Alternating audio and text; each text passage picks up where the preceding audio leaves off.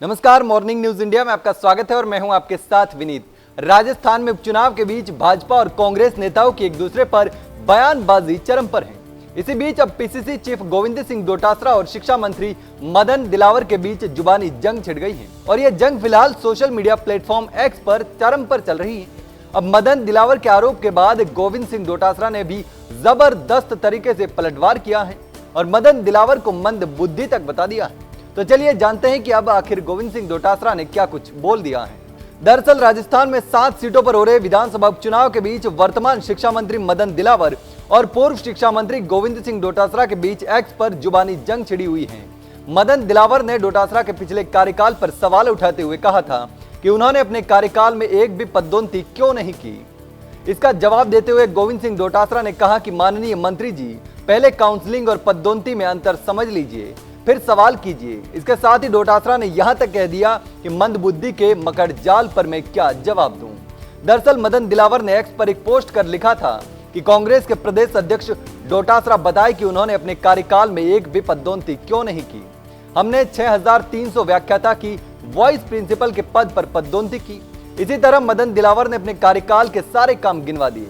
इसके बाद गोविंद सिंह डोटासरा ने शिक्षा मंत्री मदन दिलावर की पोस्ट का जवाब देते हुए पोस्ट कर दी और शिक्षा मंत्री पर हमला बोल दिया।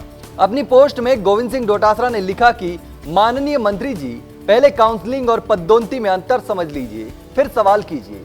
व्याख्याता से उप प्राचार्य के 10,096 पदों पर पदोन्नति कांग्रेस शासन में हुई है।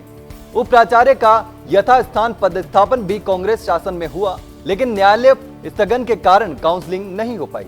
न्यायालय से स्थगन में छूट के बाद इन्होंने सिर्फ काउंसलिंग की, जिसमें मंत्री जी डीपीसी बता रहे हैं। अन्य सभी बिंदुओं पर आप स्वयं जल्द निस्तारण विचाराधीन है और प्रार्थना में अटके हो तो आपकी मंदबुद्धि के मकड़ जाल पर मैं क्या जवाब दूं।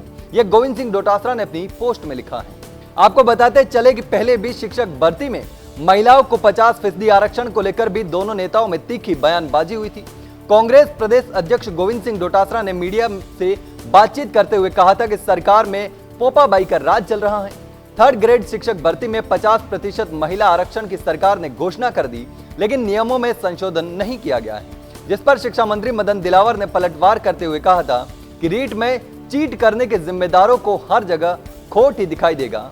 बड़बोले गोविंद डोटासरा ने आंखों पर पट्टी बांध रखी है। ऐसे में अब देखना दिलचस्प होगा कि कांग्रेस प्रदेश अध्यक्ष गोविंद सिंह डोटासरा और शिक्षा मंत्री मदन दिलावर की लड़ाई का उपचुनाव में क्या कुछ असर हो रहा है या फिर इसका असर नहीं होगा। लेकिन फिलहाल वर्तमान और पूर्व शिक्षा मंत्री की जुबानी जंग चरम पर है।